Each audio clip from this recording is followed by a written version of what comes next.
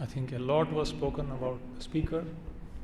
I really don't know whether I deserve that, but I am very, very grateful to be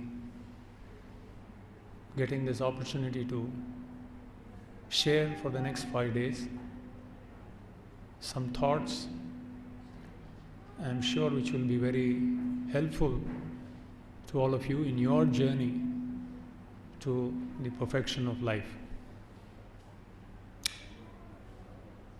Basically, the title of this whole series is called The Journey of Self-Discovery, which is truly the essence of all the scriptures, which talk about understanding oneself, understanding the world around us, and understanding our roots, so that our life may become more meaningful, more purposeful, and more fulfilling ultimately. So this is actually extracting the essence of the conclusion of the Vedic literatures, the Bhagavad Gita. So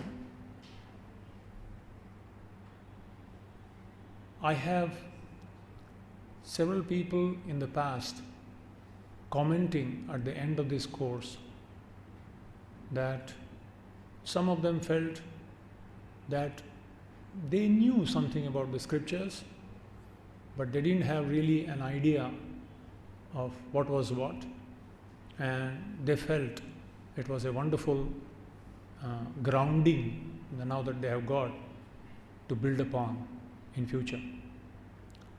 Some who had some understanding about nature of soul, nature of God, nature of the world, yoga, karma, etc., expressed that this course was like a jigsaw puzzle, part of which they had, but now they see the whole picture. And the others who knew much about a deeper understanding of scriptures, they have expressed that it was a very powerful tool to actually not only be convinced, but to express to others what our own personal beliefs are and why are we doing what we are doing. So therefore, it doesn't matter whatever your exposure has been to the scriptures so far, but there will be something for all of you. That's what I would like to assure. At the end of the 5 days, I'm sure you will be something that you can carry back, that will be really worthwhile. So the journey will consist of certain topics during these 5 days, 6 sessions. The first will be the search for happiness, which is why we are all here for, and trying to understand our roots. Does really God exist? Does He have relevance in the world for us? What exactly is the need to understand? How does it make a difference at all in our lives? Especially in India, this question, why so many gods? Is there one God? There are many gods? This is a question that people ask many a times. And there seems to be a lot of confusion, because of which our own convictions are shaken many a times as to why we are doing what we are doing. Who am I? The complete science of the self, the nature of the self, the lack of understanding of which may sometimes lead to wondering who we are, where have I come from, etc. And this is the million-dollar question. All that is okay, but what about this? Why do bad things happen to good people, or vice versa? the science of yoga, what does really yoga mean and what is its purpose. And most important of all, the concluding talk will be its relevance in our day-to-day life, in this world that we are living. Because ultimately, unless there is some practical application, it doesn't make any sense. Ultimately, all these are meant to improve the quality of our life, the quality of our happiness. So this will be the topics that we shall be covering during this 6-day journey. So, first of all, I would like to congratulate all of you for at least deciding to take out 6 precious days of your life. 6 precious evenings. It's not actually easy. Many people suggest me, I think you should make it 3 days, crash course. Because today people want a crash course, There used to be 5-day matches, cricket matches, and then 1-day international. Now it is 2020. People want it quick. Give us the essence as quickly as possible. So many used to discourage me to do this 6-session course running over 6 days, almost like a week. But then the first time I heard it 25 years ago, I was really impressed, and it gave me a solid conviction in my own personal life, and gave me tremendous determination to move ahead with my decisions. So therefore I thought, somehow I feel that a little more detailed discussion on these topics are really important. Now,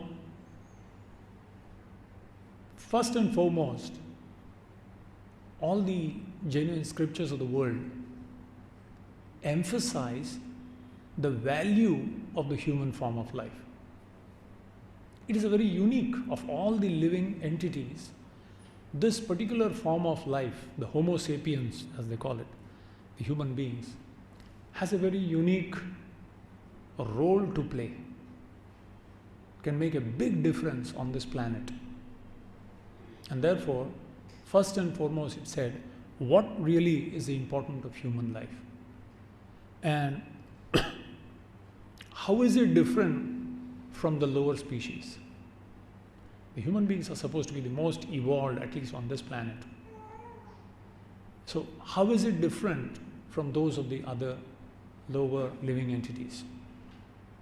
It is described, there is a beautiful shloka in Sanskrit which talks about what are the common factors.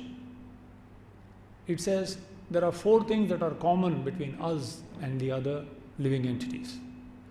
Ahara, nidra, bhaya, maithunam cha, samanyametat pashubhir naranam, dharmo hi tesham adhiko vishesho, dharmena hinaha pashubhi samanam.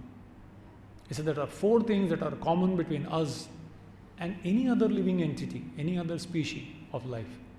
What is that? Ahara.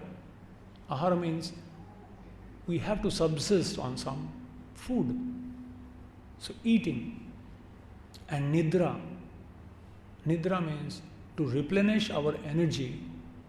Every living entity needs to sleep, including the trees. They also sleep at night. As proved by Jagdish Chandra Bose way back in the early 40s, I think. So that is another part of life. And then maithunamcha, procreation. And finally, defending. Defending against the elements of nature, defending against another species or different inimical forces. So ahara, nidra, bhaya, which is defending, and maithunamcha. If you put it in a biological term, it means self-preservation and race preservation. These are the natural biological instincts of every living entity. It's amazing how there are some plants, you touch them and they call it touch me not. They recoil. So there is a system of defense provided in every living entity by nature for replenishment, for nourishment, and for procreation. So these things are normal. Every living entity finds it. Then what's the difference? It is said, dharmo hi tesham adhiko vishesho dharmena hinaha pashubhi samana. There's only one thing that discriminates the human species from the other living entities. And what is that? The higher intelligence. And this intelligence, which can give us the discrimination power, asato ma sadgamaya, tamaso ma jyotirgamaya, mrityor ma amritam. What's valuable, what is not, what's useful, what's beneficial and what's not, what's eternal, what's temporary. So this discrimination power, this we've been gifted with. So there is a beautiful incident that is explained in this regard. One time, Alexander the Great, the Greek conqueror, when he was in India, it is described, he had laid his camp somewhere in the north on the bank of a huge river with all his army and paraphernalia. And in the middle of the night, a thief happened to enter the tent and steal something. As he was going away, he was caught red-handed and he was produced before Alexander. And he asked him, he said, he must be, chop his head off and kill him immediately. And to the surprise of Alexander, he replied, he said, why? He said, what do you mean, why? You dare ask why? First of all, you are caught red-handed, stealing, and now you dare ask me why I am punishing you? He said, yes, I am asking you because I don't see much difference between me and you. So what do you mean? He said, I am a small-time thief. I enter private properties in the middle of the night and I carry away whatever I can in my hands. And you, my dear sir, you are you enter private countries and you have your chariots and horses and you carry away a big amount in the middle of the day. So you do it on a bigger scale.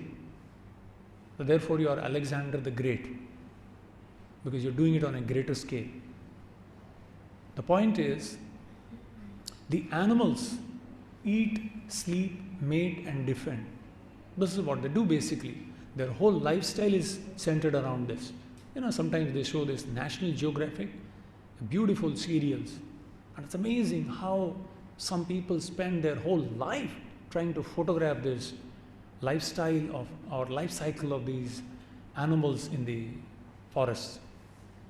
And basically they show these four things.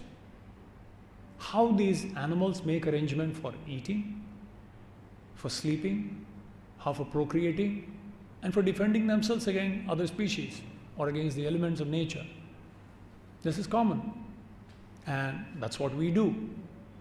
But if life simply boils down only to these, then we are animal the great, because we are doing it in a more maybe greater way or probably a sophisticated way, but the propensity remains the same. So the point that is being made is, these are common, but the real intelligence is to think a little more, a little higher. And what is that? Inquiry into the cause of suffering and the destination of life. Nobody wants unhappiness. Nobody wants misery in life. The whole endeavor is to avoid it and make life more comfortable and happy, which is natural instinct of every living entity. And we have a higher intelligence as human beings. If that is not utilized, then we are simply sophisticated animals, that's all. Sorry if it sounds a little bitter, it sounds too straightforward, but that's what the scriptures claim. It is called Dvipada Pashu. Dvipada Pashu means just a sophisticated animals. So that means human life is meant for something else. In the Bhagavad Gita, Arjun uses for himself a word, very interesting word. He says, Karpanya dosho pahata svabhavaha prichhami tvam dharma sammudha cheta. Kripana, he uses the word Kripana. Kripana means miserly person. Opposite of Kripana is Brahmana, a broad-minded person. Brahmana doesn't mean a 50 paisa thread around your body alone. Really, Brahmana means Brihad, one who knows the world as it is. And Kripana means one who is very narrow down to very, thinking exclusively about himself alone. That's very miserliness. So, who is a miser? In Hindi they call kanjus. Right? When do you call a person a miserly person? If a person has access to tremendous amount of wealth, but he lives and eats and drinks like a person who has no access to that, like a beggar on the street, then we would call that person a very miserly person, because he has access to that wealth and he is not utilizing it. Similarly,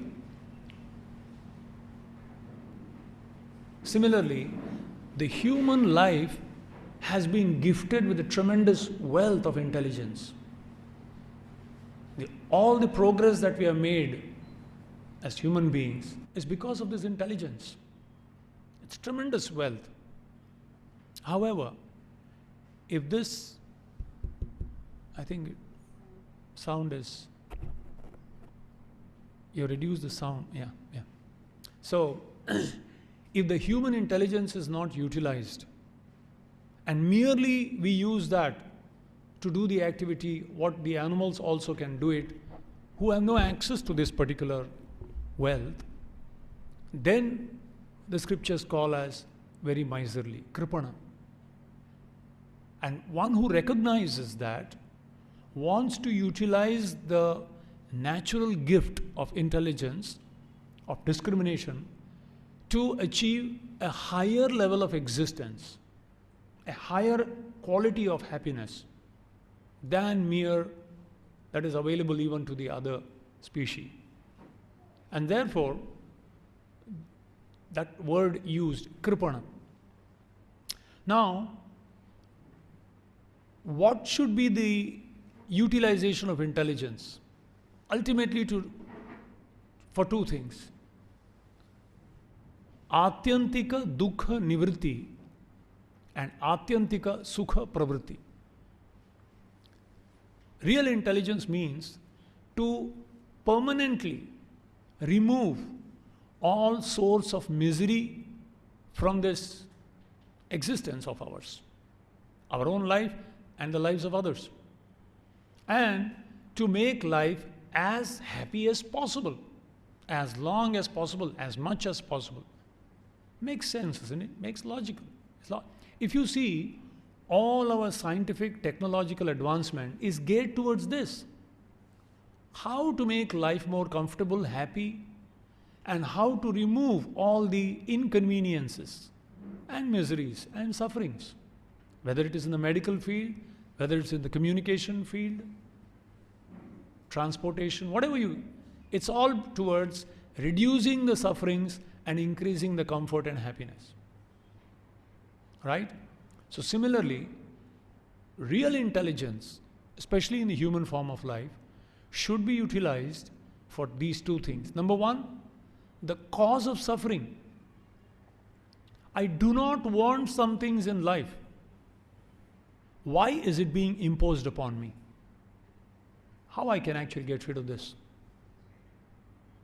I want some things, happiness, bliss, peace of mind. Why is it eluding me? Anyone who asks this question is supposed to have taken full advantage of the gift of nature given to this particular species. So therefore, these two questions, I want to know go to the root of the cause of suffering and remove it permanently. And I want to know the ultimate goal of life, make my life happy, peaceful, blissful. As simple as that. But then the question arises, what is this suffering due to? What is the real problem of life? Now, in this world, problems are very relative. As they say, one man's food is another man's poison. I remember I was overseeing an orphanage for about 10 years. And one day, this is the season around June, second week, we went to purchase some umbrellas from a shopkeeper at Chowpatty. And when we went, the man inside the shop, he said, I wish it rained throughout the year. I said, why? He said, this is the season for us. In these 4 seasons, I make the business that I make. I don't make it for the rest of the year. I wish it rained.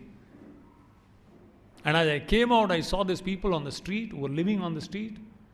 They were kind of cursing the rain. Every time they have to move, maybe move into some railway platform or something. That's the nature of this world. Something is a problem for someone, the same thing is a relief of all problems for someone else. So in this world, problems are relative. One man's food is another man's poison. But then, are there really problems that are common for all? What are the real problems of life? Sometimes people say corruption is a big problem.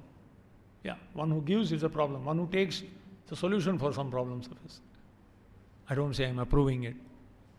I don't say I'm for it. But I'm just saying, it's a very relative world. You meet with an accident and you start cursing, why it happened. The vehicle got a dent. And then you go to the mechanic and he's praying more and more, let more vehicle come like this. Just to give a few examples, practical life, we find that this world is a very relative world. What are real problems? It is said, for a problem to be a real problem, it has to fulfill 3 criteria. Number 1, it's common to all. Whoever you are, black or white, pink or yellow or brown, male or female, rich or poor, fat or thin, any kind of social status. It's common to everyone. That is the first thing. Secondly, no one wants it. No one welcomes a problem. If you're welcoming something, that's not a problem actually. No one wants it. And thirdly, whether you want it or not, nobody can avoid it. See, any problem that fulfills all these criteria is supposed to be real problems of life. Common to all, no one wants it, and no one can avoid it. So these are the real problems of life. And what are they? Just for your information, not to scare you, but just to tell you facts. There are 4, beginning with birth. Happy birthday. Why? Because there are 3 things that follow, which is common to all, whether you want it or not, you just can't avoid. And that is old age. I remember many years ago, as a counselor, even after joining this society, ISKCON society, I used to go to this hospital near VT, GT hospital, and I used to visit the AIDS patients, give them some kind of, prasad and speak to them and make them feel light and probably share some experience and bring them some joy at least. And I remember very distinctly, one time as I was talking to one particular patient, I saw somebody throwing something with disgust. And I looked around, and it was a very old man, about 78 or 80. And out of disgust, he threw something. And I just went and saw what it was, and I picked it up. It was a nail cutter. And I handed it over to him and said, I thought you threw it. I just fell down. And he looked at me, and I could see frustration in his face. I said, can I do something for you? And he said, for last half an hour, I am trying to cut my toenail.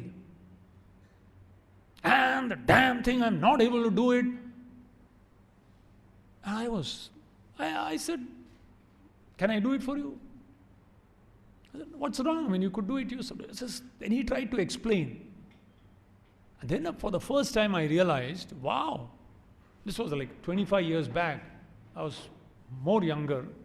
And I never thought this could be a problem, Sometimes you're in the bathroom singing away some nice Bollywood song and trimming your nails. You don't even realize. And this man was trying to do it for last half an hour. And I said, what's the problem? He said, I have arthritis, I can't move my feet, and I have to extend myself to cut my toenail. And because of old age, nails have become really thick. And when he extends his hand and tries to focus it, his hand starts shivering. And he said, my eyes like, camera out of focus, So sometimes you see 2 to 3 and, you really don't know how to place it. Just a simple thing like cutting a toenail, trimming a toenail. For last half an hour he was trying and was disgusted. So sometimes we take some things for granted.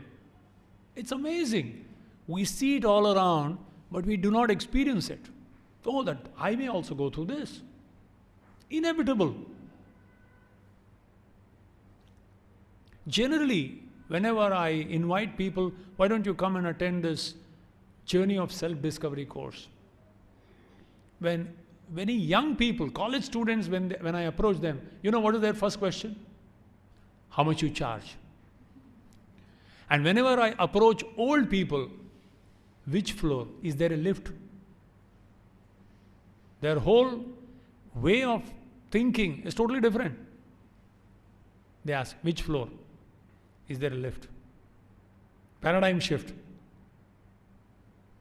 So the way we look at the world changes. And this is a fact of life, old age. And then disease. Dis-ease, the word itself says you're not at ease. Right? And you name it and there are, and today there are newer and newer ones coming up. That's always there. Hepatitis A, B, C, D and whatnot. So many others. Every day there seems to be a newer discovery of diseases. And antibiotics have gone out of, and they become totally seasoned to those, and they have to discover some new medicine now to deal with it. And cancer, at one time, just the name of it caused somebody to be, practically half dead, just to hear. Today it's like, common cold. Really, cancer? Acha, which part of the body? Chemotherapy? It's become a part of a household word. Every third person, according to the world statistics, every third person is going to get this. Can you imagine? And then finally, of course, death. as sure as death, as they say. So, Janma, Mrityu, Jara, Vyadhi, Dukkha, Dosha, Anudarshanam. Anudarshanam means irrespective of whoever a person is, everyone has to see this four. These are called the real problems of life. No one wants to die. No one wants to get old. No one wants to get diseased. But it's absolutely unavoidable. Common to all. Though no one wants it. I wish there were only four. To add to it, there are three more. I'm sorry. You may say, did I pay so much money just to know how miserable I am? One person asked, Swamiji, did I pay up just to know how miserable I am? I thought I came here to become happy. I wanted some solutions. But sometimes, just to make people realize the value of the solutions, you need to know, just like a good marketing person. First, he convinces you about what is the value of the product that he's selling. And he tells you, do you want a simple box that you can communicate? Karlo duniya muthi mein, you can talk to anyone in this world. Very good. Do you want this? Do you want this? Do you want this facility? Yes, yes, yes. Finally, he says, this is the cost. In the train also I see this. देखो ये घिसता नहीं है, ये नहीं है. Company में बाहर जाएंगे तो ये 60 रुपया होता है. First he tells all the benefits. And then he says, and that especially special discount rate only for you. So to convince us of the value of the knowledge of solution that is being offered, at least one has to understand the gravity of the current situation of ours, the precarious condition that we are in. The amazing thing is sometimes things are painted so wonderful to distract us that sometimes we don't see the real facts of life. This is not pessimistic. Sometimes people say, come on, don't be so pessimistic talking about these things.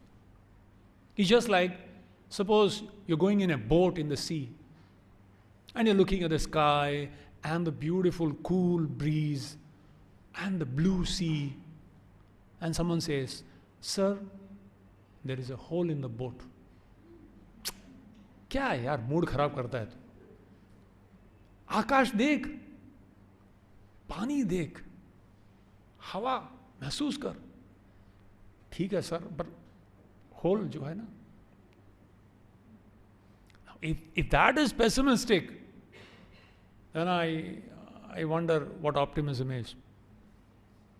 So, that's a fact.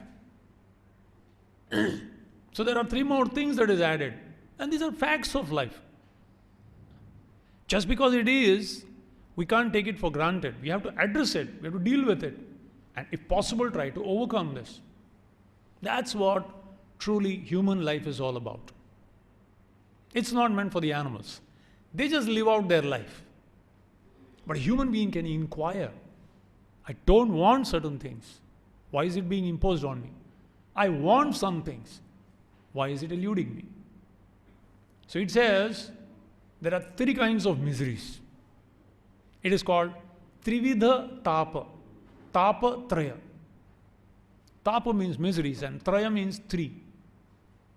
So the first is caused by one's own body and mind. Now this is another thing. Actually, the miseries of the body aren't as miserable as that which is caused by the mind. Maybe one session we could dedicate, after this whole Gita course, we could dedicate one full session. Today, the biggest problem in this century is not hepatitis, not AIDS, not all these other diseases. Mental disease. Mental disturbance is number one disease in this world. Psychiatrists and psychologists are the super professions who are fully, you will never be, they're like vacant. So big, large percentage. Everywhere, the mind is so disturbed, stressed and stretched. Worry, fear, tension, anxiety. Many people today who commit suicide are not from the lower rungs of the society. They are people who are absolutely, kind of well-to-do. But the mind makes their whole life so miserable. Sometimes emptiness, loneliness, whatever. So most of it is because of the disturbance in the mind. That's why I think Milton said in Paradise Lost, he said, the mind is a thing of itself. It can make hell of heaven and heaven of hell.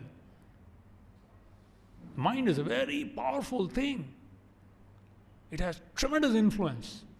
It can make your life or it can break your life. So understanding the nature of the mind.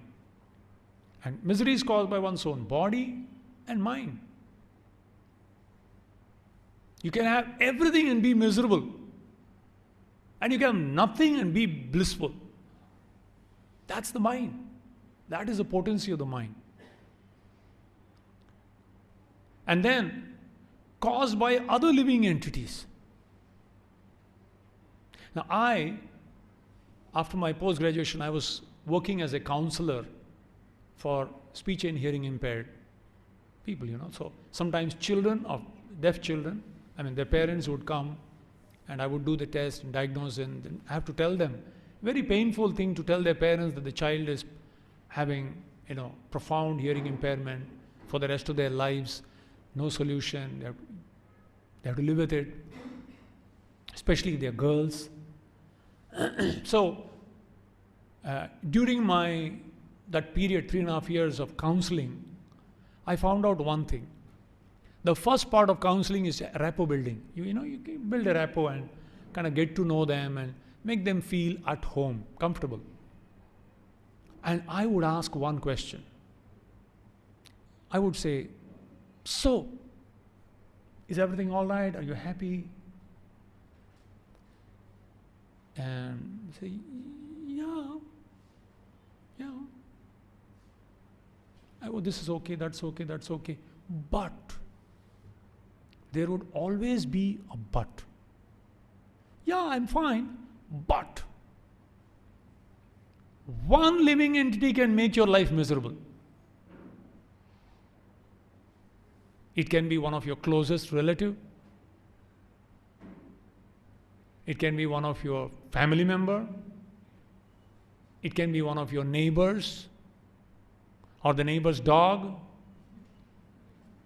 or your boss in the office, or the servant at home who does not turn up only when you want them to.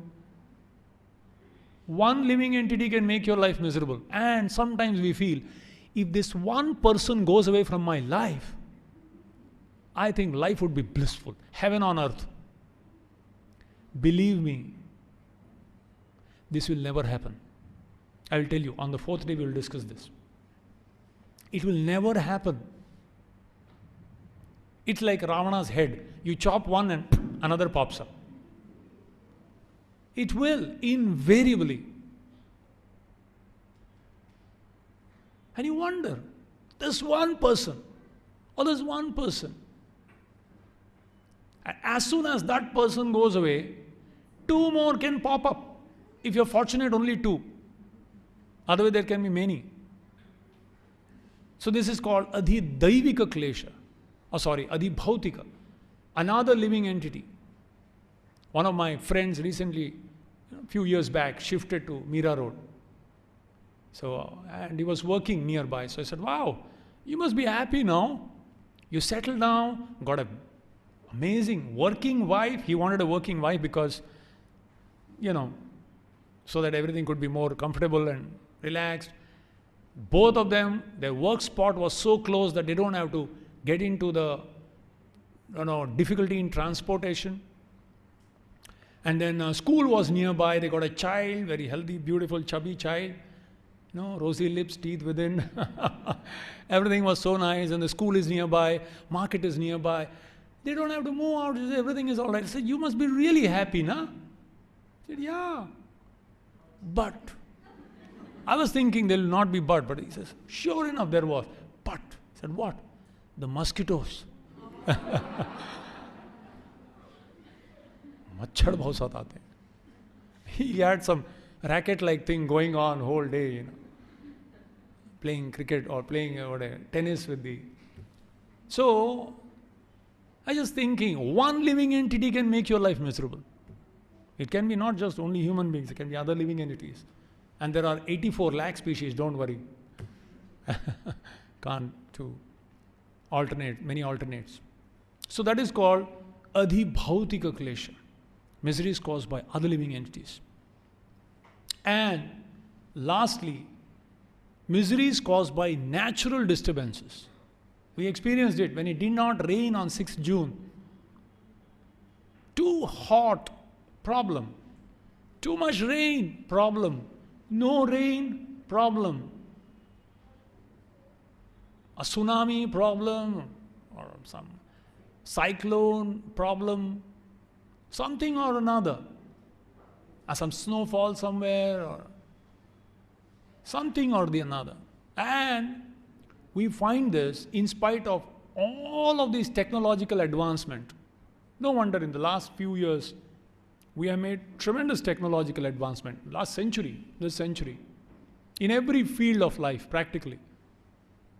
Medical field, technological field, every field. But amazingly, if you look at, these are the real problems of life. Look at them and check. Have people stopped becoming old? Yes, you can avoid by a nice hairdo, thanks to technology. A 70-year-old woman can go inside a beauty parlor and come out looking like a 17-year-old. Yes, you can externally overcome, but you can't actually overcome the fact that biologically the body has to age. Disease, is that? Yes. So many wonderful facilities have come up. But the amazing thing is, the number of hospitals and clinics are increasing, the number of doctors are increasing. And it's there. Death, thanks to technology, one bomb and one country can be wiped away from the face of this planet. So whatever we say, however we may have made technological advancement, or talk about one's own body and mind. It's amazing. There was a survey done depending on the index of earned money, which is the happiest country. And guess which was the happiest country? Which country was, according to the GDP and all that they calculated and found out, happiness index. And know which country was the happiest according to their survey? This survey said Bangladesh was the happiest. Poorest, one of the poorest countries. And they were supposed to be the happiest people. So you can make out that it's not just the facilities alone. Happiness is a state of mind. Other living entities, actually in the West, where materially speaking, more facilities, more advancement one can witness. But if you check about relationship problems, I'm talking about statistics. Recently, I don't have any available statistics, but the divorce rate, or single parents, taking care of children and changing. It's on and on for there, and it's over 60% within 3 years of marriage. India is very closely following suit. So the fact is, relationships, shallow relationships and strained relationships, these are facts of life. And especially, these are the most painful things. Because one who is closest to you can also has the potential to hurt you the most. Right? If someone is very close to you, they can really help you the most, or they can hurt you the most. And therefore, sometimes when separation occurs, some people are not able to overcome that. Externally they may, but then it's tough. It's not easy. And these are realities. Until and unless we go to the root of this problem and address them there, the symptoms won't disappear. This is where the relevance of this course is so important. So you may find it right now little unconnected because I am focusing more on the, some bitter facts of life. But I can assure you, because in the last 25 years I have seen literally thousands of householders who have actually understood it, sincerely applied it in their own life, are inspired so much to actually to share it with others. That all of these can actually be addressed from the root.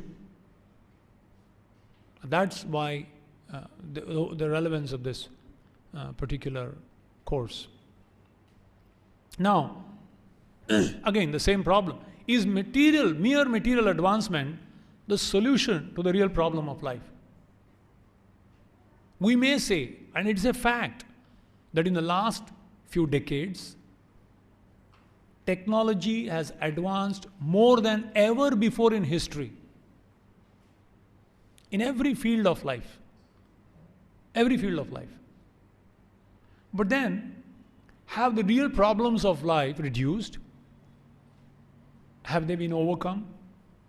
This is something that one needs to think with a little cool head. Check the quality of life. Has it improved or has it worsened?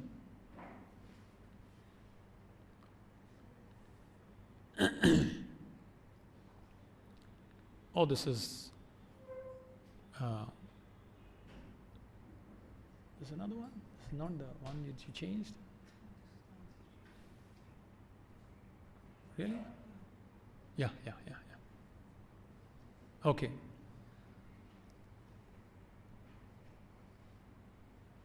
If you actually study very carefully, now please try to understand, I am not against modern advancement. I am using the best technology possible. Earlier we used to have this slide projector and one fellow pressed it and it jumped out and fell off. And it took me 45 minutes to set it right. Because you have to set it, you have to look at a particular angle and put it down. And now, nobody even realizes I just have this small little apparatus, I just press the button and things, and then I have pointer is here and something you can go forward and backward, and then you can, one thing is all to blanket and bring it back.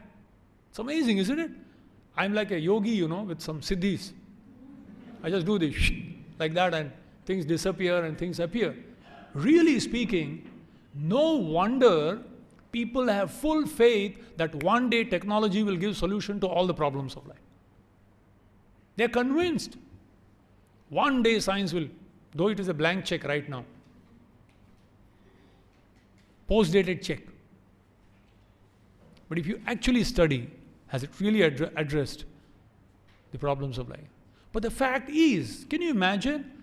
You can communicate with someone in Australia at the flick of a button. Isn't that really amazing? Isn't that really amazing? Yogis cannot do it after many years of austerities in the Himalayas. And that requires tremendous. After 12 years or 24 years of austerity, you come and say, now I can walk on water. You take a motorboat and 50 paisa it costs. 24 years of austerity. That's really not impressive. So truly speaking, it is a fact that technology is really impressive. No doubt about it.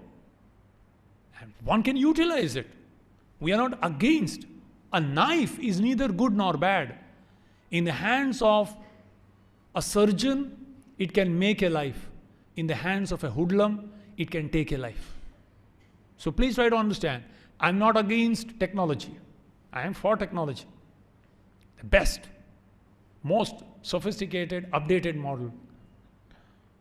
But unless it is grounded on a purification of the heart through transcendental knowledge,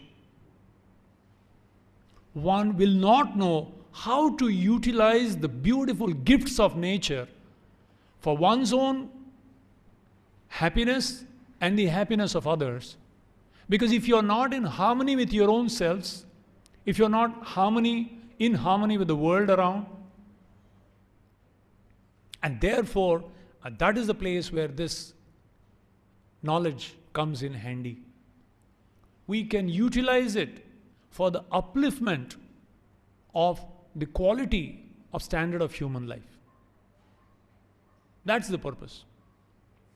So, in fact, the advancement may give a temporary relief, but they are not giving permanent solution. The real solution to the real problems of life. I'm referring to the real problems of life. They are increasing more than ever before. And the solutions in themselves give rise to many other problems. The ozone layer is going away. The temperature is rising. The weather is completely going astray, creating so much of disturbance. So much of fertilizers being, chemical fertilizers have completely spoiled the fertility of the soil. So many farmers are committing suicide. Water problem is going to be the biggest, the third world war, according to foreseers, intelligent foreseers, is going to be not on oil, it will be for water. Scarcity of water. Because of deforestation, heavy industrialization, we are not aware of it. So, they are giving, big time progress, but they're also giving rise to big problems. If we do not see this and utilize this with a clear understanding based on solid foundation of knowledge. I came across, I would like to share with you, in a very crisp way, somebody shared this with me some time ago, and I always, in a crisp way, it shares today's paradox. Now, what is the paradox? You are striving to achieve something, you are endeavoring to achieve something, but you are working against your own goal. That's called paradox. It gives a totally opposite result. So, why is man endeavoring to improve technology? Basically to make life more happier, comfortable, and make miseries go away, right? But the paradox of life is, in spite of the fact that we are progressing, somewhere along the line we have missed the bus. So this beautiful poem brings it out in a very graphic way. I would like to just share with you. It says, what is this life if full of care? We have no time to stand and stare. This particular 21st century disease is no time for anything, practically. We have no time to stand and stare. No time to stand beneath the boughs and stare as long as sheep and cows. Sometimes I see, in the main road, the sheep and cows are standing blissfully unaware of the surroundings. While we are running, we have to catch the 6:26 Churchgate local. Struggle is there, and the cows may be wondering, who are these guys? Why are they such intelligent people? What's happened to them? Why are they not relaxed like me? The paradox of our time in history is that we have taller buildings but shorter tempers. Few years back, in Sion, I heard, newspaper, there was an article which said there was a couple which didn't have children for a long time, They didn't have any issues, and therefore they went to Australia and got a test tube baby. And the child was about 2 years old. And one day, they were living on the 7th floor of a building, in a high-rise building. And husband and wife were fighting, and suddenly the husband became so angry. He said, just you shut up, okay? Just you shut up. Otherwise, so what will you do otherwise? He took the feet of the child and put it against the window outside and said, I'm going to drop this child. Just you keep quiet. And anger is a momentary madness. Anger is one letter short of danger. D-A-N-G-E-R. When you're angry, the anger clinics in America now. How to deal with anger. So this man just held the child out of the window. Said, just shut up or I'm going to drop this child. She was so angry. She said, what do you think? It's only my child, not your child. And she went on and on and on. And now it is a question of prestige. He just dropped the child from the 7th floor of a building. And she was shocked. She ran down and she saw 2 dead bodies. Because after doing that, he realized this madness. Out of frustration, he also had jumped. And then the newspaper said, across the road, there was another high-rise building where an old man, 75-year-old, was watching. He got heart attack. He died seeing this madness. So 3 deaths. So no wonder he said, mad world. It's really a mad, mad world. So, yes, we have taller buildings, but shorter tempers. Wider freeways, but narrower viewpoints. We spend more, but have less. We buy more, but enjoy it less. Once I went to, our temple is very close to Chowpatty, Girgaon Chowpatty. So I went to one house, huge palatial building, overlooking the sea, sea view, ocean view. There are beautiful buildings like that. But both the members of the house are working. Most of the time they are out. Out early in the morning, come late at night and just sleep. Who enjoys the ocean view? The maid servant. She sits on the balcony, enjoys the TV the whole day. And I wonder, buy more but enjoy it less. Practically no time. We have bigger houses and smaller families. More conveniences but less time. Oh, it's amazing. There was this mixie and then now everything is ready-made. Ready-made powder, ready-made sambar powder, ready-made cut vegetables available in the market. Everything. But then, less time. Still people have no time. We have more degrees but less sense. Common sense, uncommonly found. More knowledge but less judgment. Even the smallest things in life, we find it so difficult to handle. More experts but less solutions. More medicines but less wellness. We have multiplied our possessions but reduced our values.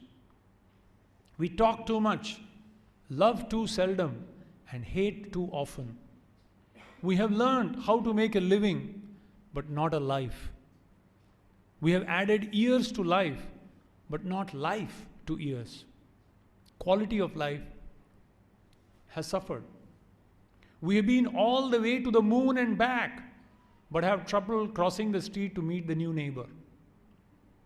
In Andheri, one of my acquaintances told me there was one man next door who lived with his daughter. Old man, he must be about late 60s. He lived with his single daughter. She was working lady. And she had gone out for a month, so he was alone.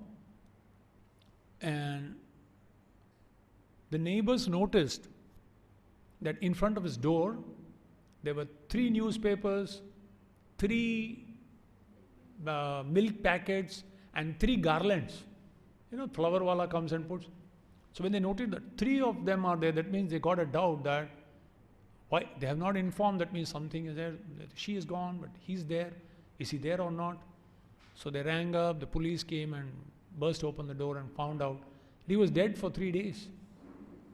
And nobody knew practically. The next door, just facing. Their door is facing just this person. In a village, even today, recently I was near Varanasi, I went to a village. Within 5 minutes, the whole village comes to know who is who. Who has come to whose house. And what is the relationship. How many children he is, whether he is a brahmachari since how many times, everything. You don't need any newspapers.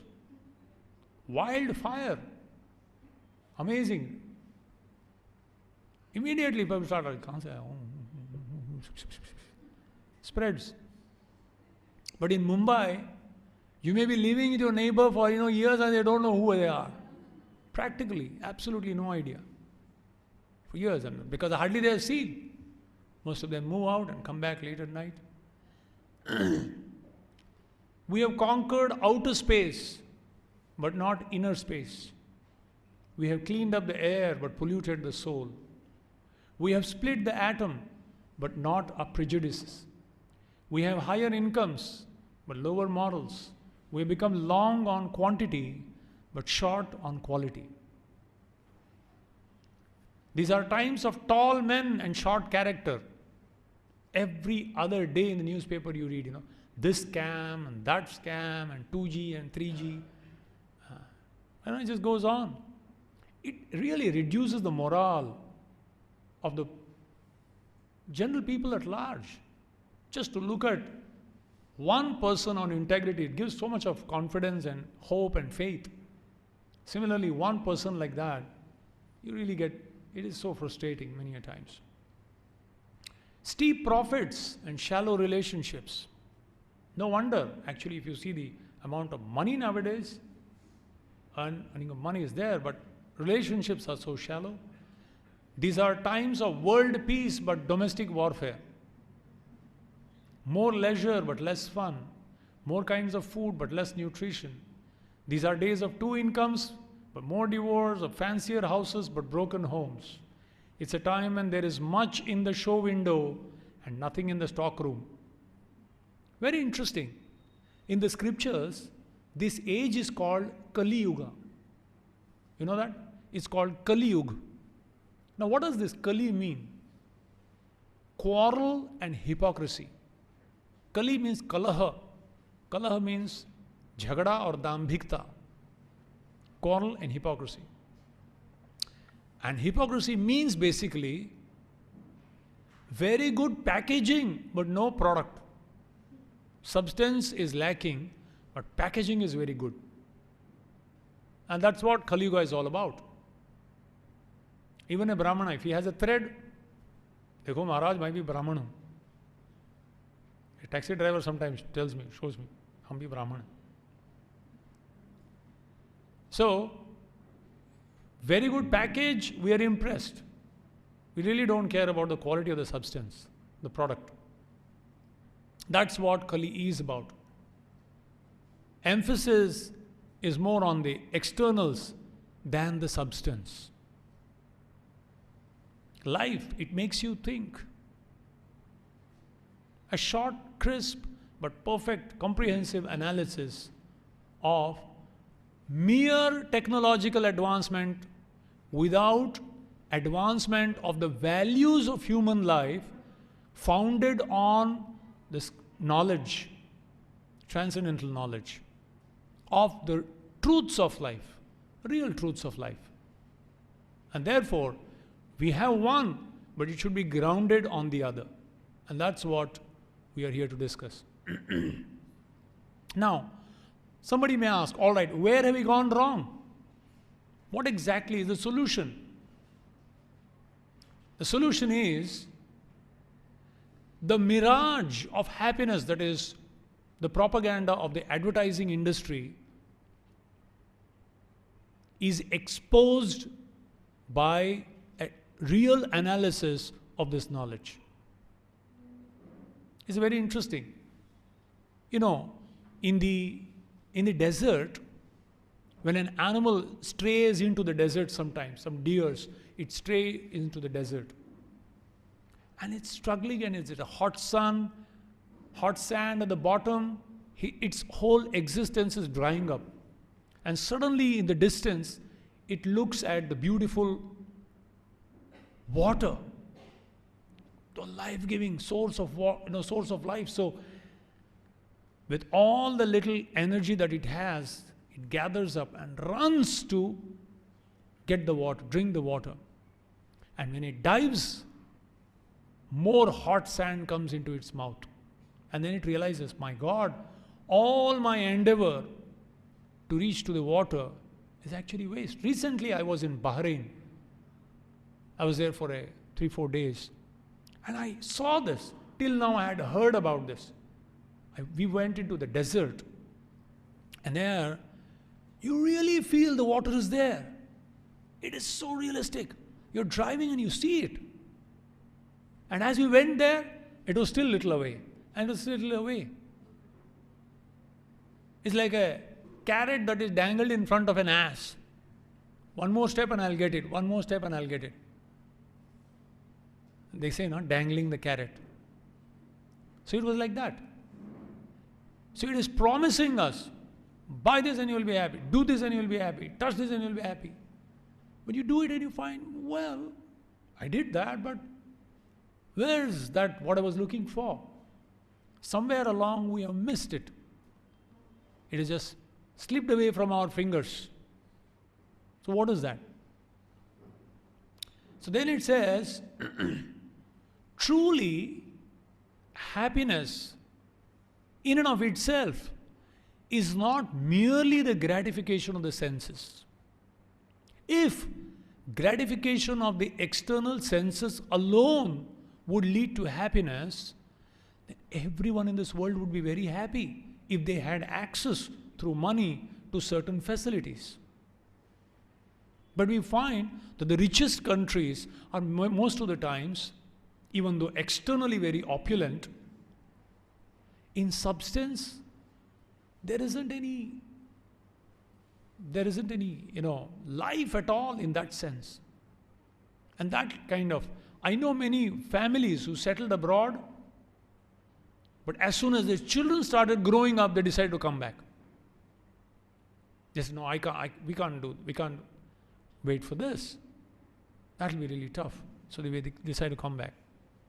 Though facilities are wonderful, opportunities are wonderful, but somewhere they found there isn't any much substance. So we see that reality also. So in the scriptures, there is a beautiful verse, a very short, instructive Sanskrit verse, which I would like to share with you, which talks about how mere gratification of any of the senses in and of itself cannot give the happiness of the real self, which is much more deeper and much more sustainable and long-lasting happiness. It says, Patanga matanga kuranga bhranga meena hata panchabhireva pancha ekah pramathi sa katham na hanyate yah sevate panchabhirebhya pancha. Seems very complicated, but what it means is, this gives example from nature. You know how you study nature? From nature, it gives example of 5 different kinds of animals. 5 species. And how in all of these 5 species, they try for happiness. They try for happiness through gratifying one of the senses. There are 5 senses. Shabda, Sparsha, Rupa, Rasa, Gandha. Shabda is hearing, that means the ears. Shabda, Sparsha, sense of touch, skin. Rupa, beautiful form through the eyes. Rasa, beautiful sense of taste, sense of the tongue, and gandha, fragrance that is appreciated through the nostrils. So there are 5 senses, and there are 5 examples given from nature to show how each one of these living entities wants to satisfy one of the senses, but in the process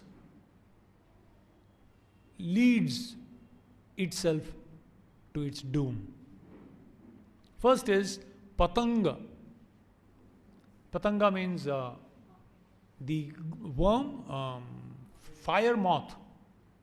Patanga, So generally, if you see during rain, right now, this season, all of a sudden so many, insects and moths, they start flying. Put a candle and see hundreds of them revolving around it. Now, the amazing thing about this fire moths their eyes are extremely attracted to the dancing flames of the fire. And they start moving, flying towards it. And as they approach the fire, they can actually they can experience the heat of the fire. But their eyes are so much titillated by this sense of happiness of these flames that they just can't resist themselves. And they actually are sizzled by the fire. I saw once these huge sodium vapor lamps, and these worms would come and touch it, and some just vapor would come out. But then the others would keep following behind them. So patanga, the eyes. Then matanga, for the sense of touch. The example is given of the elephant. Now it's very difficult for human beings to catch an elephant, because the elephant can easily crush them to death. But the humans are quite intelligent, so they use it. You know how they catch elephants? There are many ways to do it. The Kheda operation is one. But one simple way to do it is they dig a huge ditch, 20 by 20. 20 feet depth by 20 feet width, and then cover it with bamboos and grass. And they trained a she elephant to brush past a he elephant. And he goes crazy and starts following her.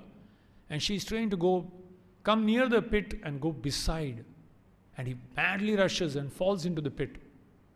And then he's starved till he becomes obedient to this little man, 5 feet short. And he says, and the elephant gets up. The elephant has the power to bring him and crush him. But somehow the elephant is so scared, it's become slave to that man on top. So matanga, its weakness is the sense of touch. It's captured by the sense of touch and enslaved for the rest of his life. Kuranga means a deer. A deer is attracted to the flute, beautiful tune of the flute, and it stands still. It runs expertly. It's very difficult for a hunter to catch the deer, but he starts playing on the flute. So it stands still like a painting on the wall and becomes a very easy target for the hunter to shoot it down. And bhringa, the bumblebee. The amazing thing about the bumblebee, it has the power to drill a hole through a wooden block, a piece of wood, within no time. But when it is attracted by a lotus which glows in the morning, he goes into the stem of the lotus and starts the intoxicating fragrance of that lotus intoxicates him so much that he completely, lies on top of that lotus. And when the sun sets, the lotus closes. Now the petal of the lotus is so soft, you can easily pierce a pin through hundreds of them together. But the bumblebee is so intoxicated that he just can't get out of that lotus. And next day morning when it opens, it drops dead, suffocated. Just because the fragrance has attracted it. And bhrunga, meena, the fish is so agile and dexterous. It's very difficult to catch a fish. Very slippery. But the fisherman is very intelligent. He puts a hook and puts a worm. Sale. Discount, discount, discount. Free. And the fish thinks, wow, I have to struggle so much. This is hanging free. And he actually eats it and swallows along with the worm the hook. And the fisherman allows it to swallow. And when it goes deep inside, just plucks it out. So it says, this particular shloka says, Patanga, a fire moth, Matanga, the elephant, Kuranga, the deer, Bhringa, the bumblebee, Meenaha, the fish, Hataha, they die Panchabhireva Pancha. Because one of the five senses went astray in wanting to find happiness through one of the enjoying the senses, and that led to its doom. Ekaha pramathi, matha means get agitated. One of the senses got agitated and that led to its doom. Sa katham na hanyate. So what to speak of the human being, yah sevate panchavirebhya pancha, who all the five senses are fully alive. And thanks to our advertising industry, they really make, these backlit boards. I went to one of these ice cream shops. They look more delicious than the real stuff. Amazing background, the kind of lighting that they give. Really. Wow, the kids say, wow, yummy. No doubt, they really make it more tastier than the real stuff, more attractive than the real stuff. So, it's not that sense gratification is not good. No, it does satisfy. But if someone thinks, in and of itself, just this can actually fetch me happiness, then he's in for a shock. Because it lasts as long as the senses are being agitated or titillated. Immediately after that, the hankering increases and the facility is not provided. Then he becomes frustrated. But if for real search of happiness is searched much more deeper within one's own self, then one can find a long-lasting, eternal happiness which cannot be disturbed by the dualities of this world. They are like two sides of a coin. The nature of you can't have happiness without distress. You can't have heat without cold. You can't have honor without dishonor. They are the two, heat and cold, honor and dishonor, happiness and distress. These are two sides of a coin. But the happiness that is sought within the core of our existence, that is not dependent on external things. And therefore, in no situation of life can your happiness be really disturbed. And this is what all the genuine scriptures of the world are aiming the intelligence to focus on. That is the real purpose of intelligence. That's the purpose of our life. So what is the life's ultimate goal? To inquire, right? Intelligence means to inquire. Athato Brahma Jigyasa.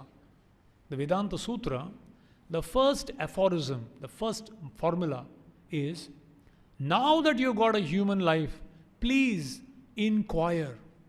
Inquire about what? How to eat, sleep, mate and defend better? No, that the animals also can do. What should we inquire? Basically two inquiries. First, can I find a permanent solution to the real problems of life? Birth, old age, disease, death. Is it possible that I can overcome them? Is it possible that I can evade them totally? Is there a chance? Is there a permanent relief from all miseries once and for all? You go above them, absolutely unaffected by them, irrespective of the state of body and mind, irrespective of the surroundings, the people, irrespective of all the natural disturbances. Is it possible that my happiness remains undisturbed and ever increasing? Is that possible really? Is there a chance like that? And thirdly, is there at all a possibility of an eternal life of bliss, peace and happiness? Seems like a fairy tale, and they lived happily ever after. They show a house of chocolate, Snow White and the little dwarves and all this, and they lived happily ever after. This happens only in fairy tales, right? Whoever lived happily ever after. What kind of, is this, some kind of false promise? Or is there a possibility? That is the real utilization of intelligence that is awarded by nature only, exclusively as a prerogative to the human form of life. And really, anyone who does not inquire that is considered a kripana, a miser, a conjuice. So we shouldn't become miserly. We should utilize whatever gifts that nature has provided in this particular form of life in this species. And therefore, really inquire about the root cause of all causes. We discuss that this world there are inbuilt miseries, right? Birth, old age, disease and death. So then the question is, किसने बनाया ये दुनिया? उसको पकड़ो जाके. Manufacturing defect. Behind this creation, is there a creator? If there is, catch hold of that person and say, दुनिया बनाने वाले, क्या तेरे मन में समाई, काहे का दुनिया बनाई तूने? So, all Bollywood songs also have some deep meaning. You should think about them. If there is a बनाने वाला, ask him, कैसा आदमी है यार तू? बनाया तो ठीक ठाक बना था ना? Blissful, happily ever after. Why did you make all this nonsense? Is he crazy? If at all somebody is behind this whole show. That is why one should actually inquire. That is the relevance of understanding. Is there a purpose behind this creation? Is there someone behind this creation? Is there some plan? And if it is, let's work in harmony. Let us not hit our head against the wall. And if it is nothing, then it's all right. Then eat, drink and be merry. That's the relevance of this topic, the next topic that we discuss after search for happiness. Because does really, behind this creation, is there a creator? Or is it just by chance there was a big blast, Big Bang theory? Right? People say, it's very scientific. It's a scientific theory. People have got Nobel laureates who got Nobel prizes for expressing this theory. Is it really scientific? In Diwali we find small bangs. What creation comes out? Right? More dust. In a few years ago, there were 12 bangs all over Mumbai. What came out? In the Second World War, Hiroshima and Nagasaki, real big bangs, relatively. What came out? Even today, there were so many mitosis, all this, cellular, mutations that is experienced even today in certain children, certain species, on certain next 3-4 generations. So here is the biggest bang. Every time there is a bang, some inquiry commission is set up. Here is the biggest bang. Catch hold of the person who was the cause of it and catch him and say, Kahe ka banai tune. Why did you make it like this? Why didn't you make a world where people would be happily ever after? Why did you make manufacturing defect of old age, disease and death? All these miseries. So that's the relevance. That will be the discussion for tomorrow. So, and the source of everything. Behind everything there is a source. If I am here, behind me there are my parents. Behind that there are their parents. There are their parents. Go back. Is there someone who is the cause of all causes who has no other cause? Like the hen and the egg. Which came first? Pehle murgi ya pehle anda? So it goes on and on and on. Is there someone, something which is the cause of all causes, which has no other cause? Then we can actually try to understand, is there a purpose behind this?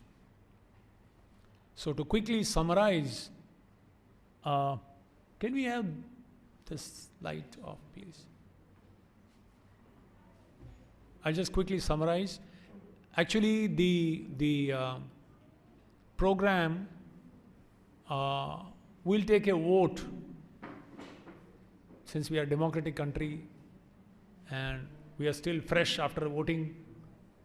We'll take also a vote about the timings of this program, because I came to know through the registration counter that there are people from even outside Meera Road, from so many other places who have been coming.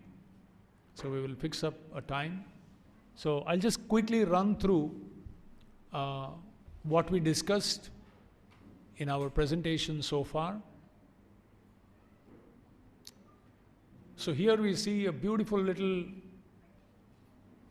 chimp. See some resemblance? A human being and an animal. Here you see a beautiful family, and here also you see a wonderful family. So what's the difference?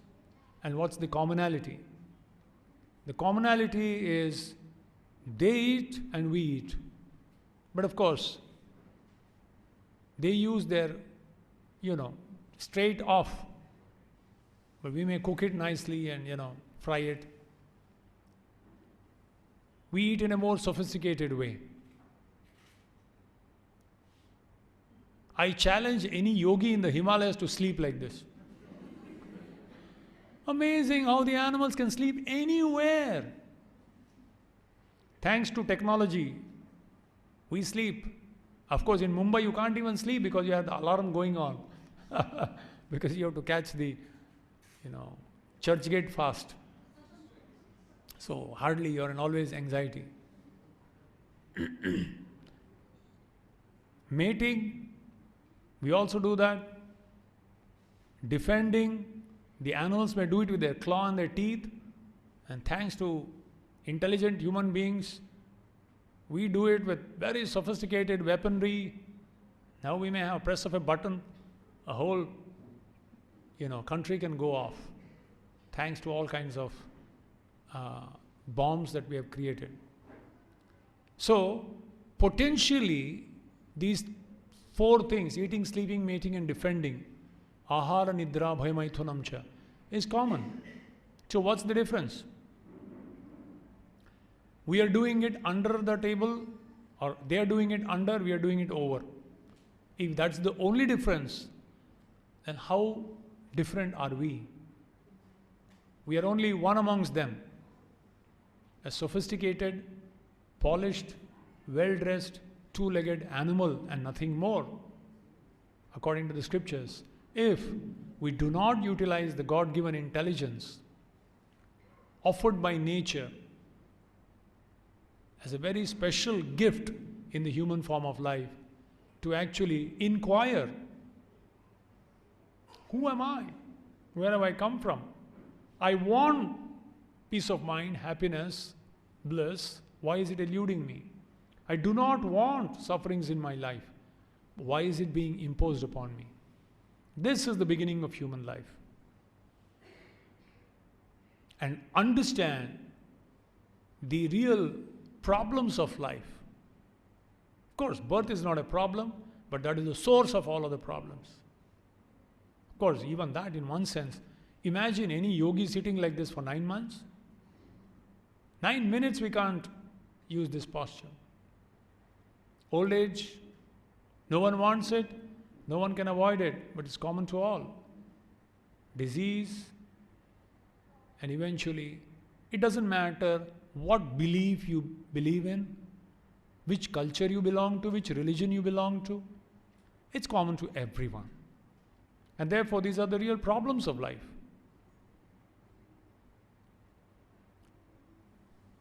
And then we see the paradox of life.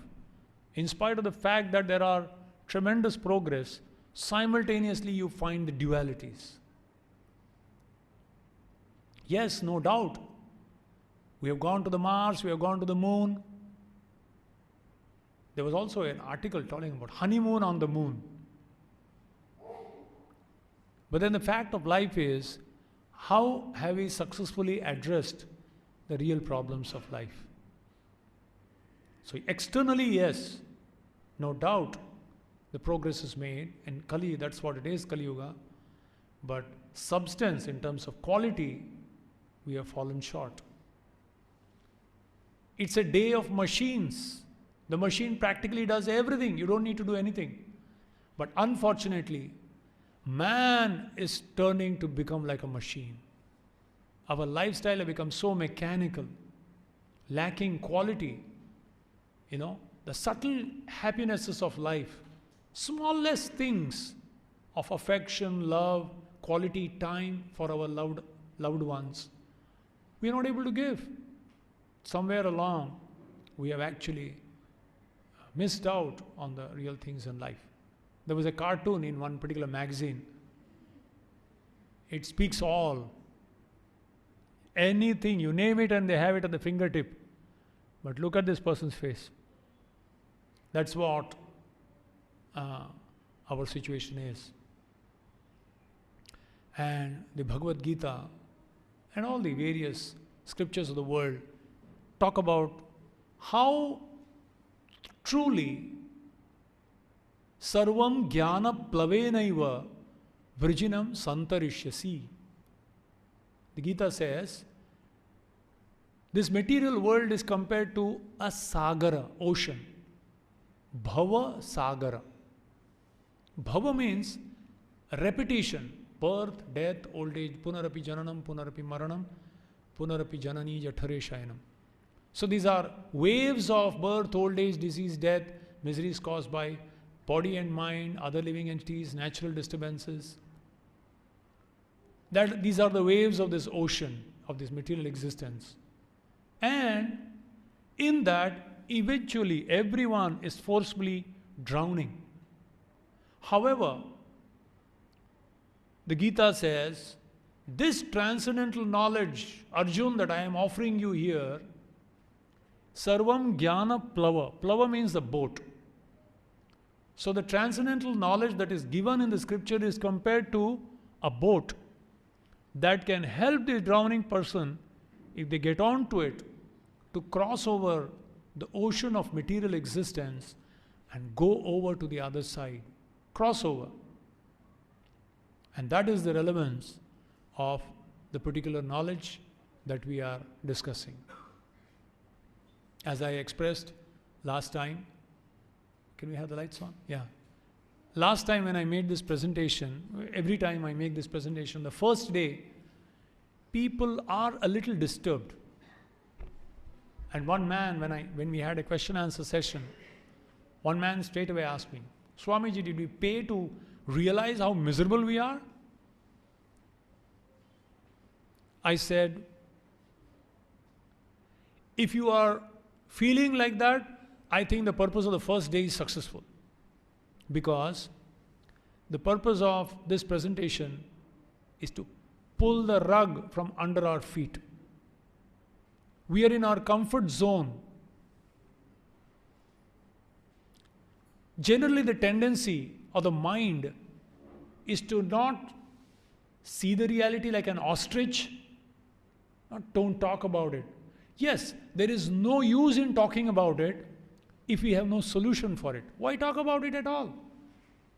But if there is a solution, if there is a way out, why not look at it? Why not think about it? Why not try it? And therefore, the purpose of this presentation, I said this is successful. If you are shaken a little bit, I'm sorry if it was a little, sometimes people say it was too pessimistic. आज यार आपने पूरा हिला दिया, mood खराब कर दिया. As I said, if a person is in the boat and enjoying, wonderful, let him enjoy. But please plug the hole, because otherwise the enjoyment won't last long. So that is being optimistic, being realistic, and not just kind of staying in the imaginary world. Goody goody, yeah, everything is good. Let's not talk about it. So it's not pessimism, but it is real optimism if we have a solution.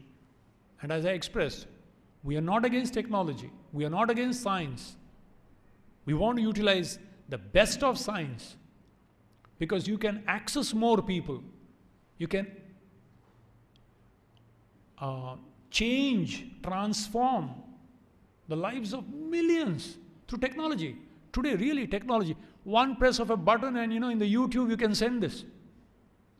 In fact, one of our devotees, he insisted that this be recorded. I was not for it. Because I feel a personal interaction is much more, beneficial because one can actually inquire and ask about questions. But then, what to do? If it can access so many others, they were telling, no, we're going to record this time. I said, all right. So we are not against, as I said, a knife in and of itself is neither good nor bad. It depends on whose hands it is in. So technology is wonderful. Technological advancement, material advancement is wonderful in the hands of those hearts that has been purified by the imbibing and the application of this transcendental knowledge. So thank you very much. I just would like to ask a question. I don't know what was the timing that was announced here. Generally, we speak between 7:30 to 9:30. It's 2 hours. Is 7:30 to 9:30 okay with everyone? Yes. The other option is 7 to 9.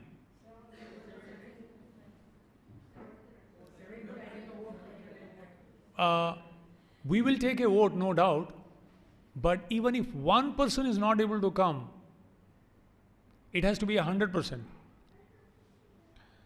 Because we don't want to deprive anyone of this opportunity here. So some of you may have to adjust. I'm sure those who are living far away would like to prefer it 7 to 9. Because maybe some of the ladies may want to prefer early. But the people who are working may find it difficult to come at 7. I think 7:30 to 9:30 seems to be agreeable with most. We will try to stick to that, because if we take a vote, we will hurt you so much if you don't accept. But I see the general consensus, 7:30 to 9:30. But I can assure you, today because of registration, it took some time. We will start sharp at 7:30 and try as far as possible to finish 9:30 sharp, so that at least for our sake you are not delayed. And we have wonderful, nice dinner waiting for you. We don't want to make it very hurried process. You please enjoy. And there will be any interaction, I'm sure. We still have 10 minutes. Are there any questions or comments or any clarification I can tell you one thing. Generally, this course is designed in such a way that most of the questions that you raise now, today, will be answered tomorrow. So if you have a little patience to wait for 5 days, Sunday, most of your questions will be answered. However, if you feel, abhi bahut sare baki hain, then we will be available for you. But still you're welcome if you have any questions, because somehow I don't like somebody coming and just talking and going away. We don't like a one-way traffic. We want interaction. We would really want to make it address your needs, interests and concerns. That is the purpose of this course. It's not just to impress you with some knowledge, hi-fi knowledge. Must be really practical, applicable and relevant to your situation in life. So if there are any questions, we will take up. We can take a couple of them. Yeah. We'll pass a mic, you can.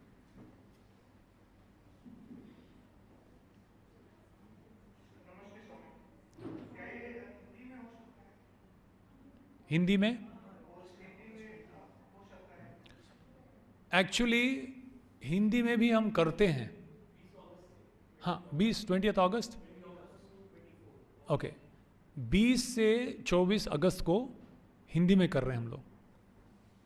तो अगर आपको लगता है कि आप किसी को लाना चाहते हैं जो हिंदी में सुनना चाहेंगे, ज़रूर ले आइएगा आप. हिंदी में करते हैं हम लोग.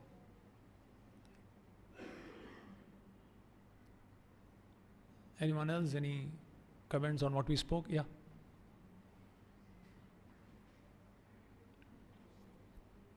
Good evening, sir. In the slide which showed the real problems of life, obviously caused by certain factors, is there some place for shortage of food, shelter, and education featuring anywhere? Yeah. There are innumerable ones. Innumerable ones. But then, practically, all of these can be put under these.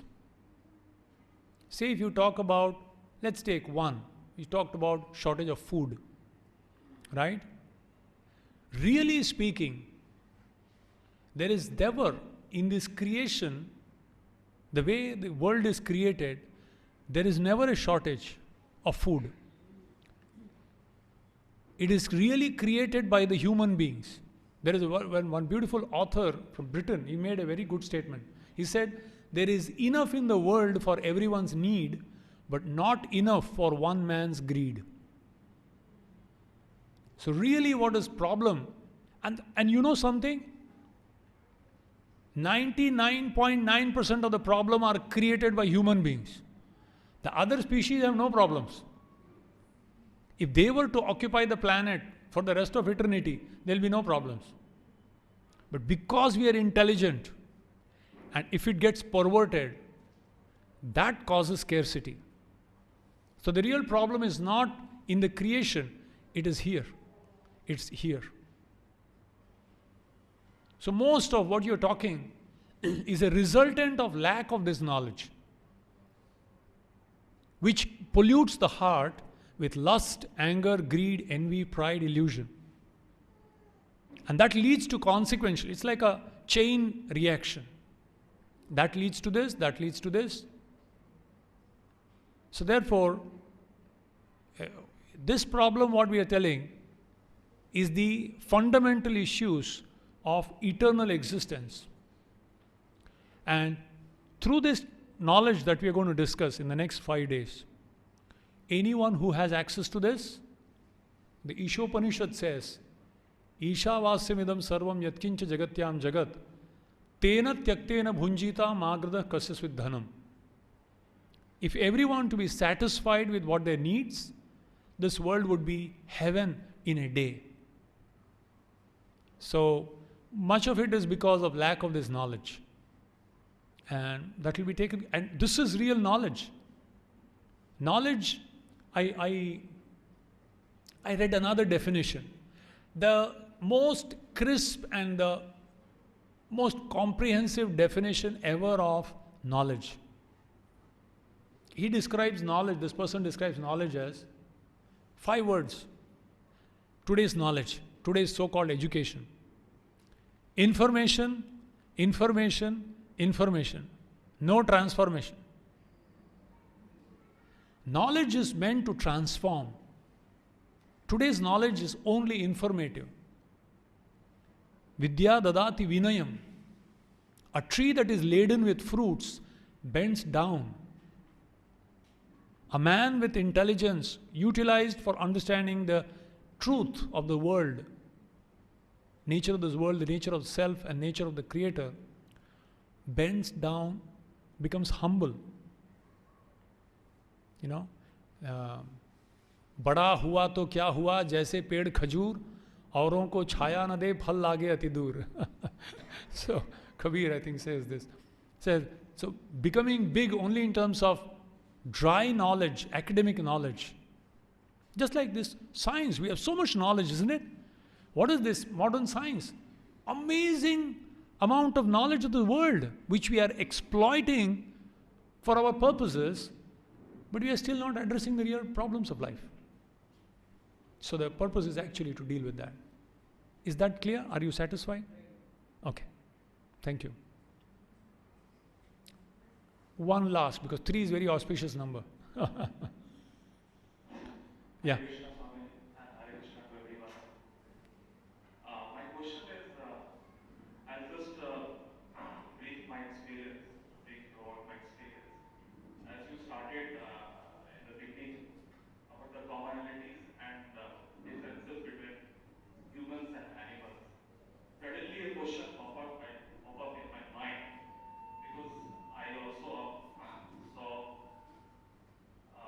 observe this Nat Geo channel very oftenly, and I observe that few of the species like lions, they are very social and they do their things very calculated ways. So we say that we humans are a little bit different, but I thought that no, they also do the same things. This question popped up in my mind before you started this Nat. You also express about it. So when we are open from heart, what I observed that we get the answer without asking the questions. This happened to me previously also. So my first question is that how we get the answers in such kind of sources without asking. Is there any kind of telepathy or something else? Yeah. My second question is that. Let's take one at a time. You're right when you say that many a times knowledge springs out from within. Archimedes suddenly said, Eureka, wow, the thing came out, buoyancy, the principle of buoyancy. Kekule, one of the scientists, chemists, he was desperately wanting to know what is the formula for benzene. And he slept and he saw a snake biting its own tail. Wow, this is it, a hexagonal ring structure. So when a person is desperate, the inspiration from within can come, which is called the sixth sense, that kind of knowledge. Some people have that. It springs up when you are eager. But this can happen in a good or in a bad way also. A bank robber who really is intensely wanting to rob can look at a rat and get the idea, I can actually dig a hole and go inside. So the inspiration, this particular knowledge of seeker, can be positive, can also be negative. Therefore, there are 3 checklists. And also sometimes there is many voices. The voice of the real self, eternal, full of knowledge and bliss, Satchid Ananda. And there is also the voice of lust and anger and greed and envy and pride and illusion. So there are so many voices coming. Sometimes we may be confused which voice to listen to. Sometimes we hear so many voices. One may be a genuine voice which is giving the answer, and the other may be bewildering us. Therefore, we need a confirmation. You have to confirm with some other source to, yes, tick off, this is the right thing. That is where we need three things: Guru, Sadhu, and Shastra. Shastra are the scriptures. The Sadhus are great soul, saintly personalities of the past who have extracted the essence of those scriptures. And the current connection of that is a person who is actually sharing that knowledge with us. It's like a funneling down, So you're right when you say that many times this knowledge comes to us. What is this sense of conscience? Something, your gut feeling tells you, nahi yaar, ye theek nahi hai. Sometimes we may stub it with some justification of some other philosophy of, eat, drink and be merry. But to the extent one cultivates this conscience, what is this conscience? It is the knowledge that is coming from within, which tells you this will spoil the harmony of your heart, the peace of your mind. Don't do it. So that's actually, the conscience is nothing but it is the knowledge coming from within. So it's true. It's true. But only thing is, we need to purify it, to discriminate it from so many other voices that may be coming, which are like enemies. The Gita says there are enemies also sitting, and their voices are also coming. So sometimes we may get confused which voice to listen to. Is that all right? Yes. Yeah, thank you. Second question is that I would like to just, as you rightly said, that to make it interactive, I would like to share my experience. As suppose is the journey of the self-discovery, and what is the goal of our discovery is just that to get the happiness in our life. Yeah. As we are the form of Satchidanand, Satchit Anand. So when we do not listen to our conscious, we do wrong things, and then we get the sorrow. Now, since in the start you said that in this journey, some of us may be at the starting point, some of the middle point, some of it way ahead. But what happens to the persons like me, which, after knowing the things, again do the mistakes and mistakes. He recognizes, no, I should not do this. And he again corrects his course. Then after some time, he again commits the mistake, again falls down. And again realizes, no, because I'm not happy, what should I do? So I would like to request you to, give some inputs on this. What happens to the persons if they do like this kind of things, and how they can correct this. Yeah. Actually, you're sounding like Arjun. Because he asked a very similar question. Okay, first let me tell you, there are 4 levels of intelligence. First class intelligent, second class, third class, and fourth class. First class intelligence hears and understands. The father tells the child, beta, don't steal, otherwise the police will beat you up and it will not be pleasant. Okay, Papa, from tomorrow I'm not going to steal. This is first class intelligence. He hears and he understands. Second class, who sees others. One time I went to the police station, not as an inmate or just to get inside, but for reporting something, and I saw one person caught up, and the way he beat up, if I was around I would have told whatever was necessary. My God, the way they beat up, too much.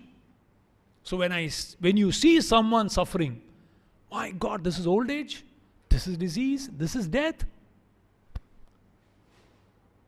So sometimes by hearing, okay, but by seeing physically, actually, in front of you, sometimes you understand. The third level of intelligence, you see, but you think, mujhe nahi hone wala hai. Then you have to experience to understand. Generally, unfortunately, most of us belong to the third category. A little more intelligent belong to the second category. It takes really high class intelligence to just hear and understand like that. Fourth class intelligence is you hear, you see, you experience and still you feel इस time थोड़ा गड़बड़ी हो गया, अगले time मैं strategy बदलूंगा, सब कुछ नहीं होगा, सब ठीक हो जाएगा. So you have to learn the hard way. So ideally, very rare that people are first class intelligence. Prahlad was first class intelligence. When he heard this when he was in the womb of his mother, and when he came out, he said, I know this is what is to be done. Some experienced people, they experience once, see something and immediately understand. So we have to progress at least from fourth class to third class to at least second class. And hopefully one day if we become first class, nothing like it. So wish you all the best.